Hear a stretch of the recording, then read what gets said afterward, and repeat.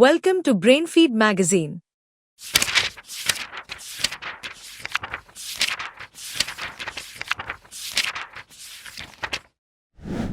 In this story, you will see how Dave and Mom enjoy making colorful popsicles. Let's get started. It was a hot sunny day. Mom made colorful popsicles with fruit juices. Dave wore his little chef hat and helped Mom.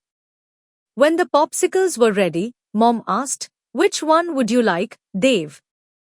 There was sunset orange, juicy mango, rosy watermelon, zingy pineapple, and sweet lychee.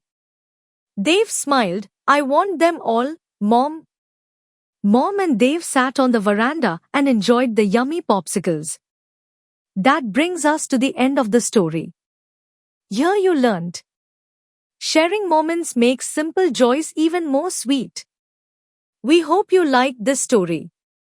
Stay tuned to Brainfeed TV, our YouTube channel.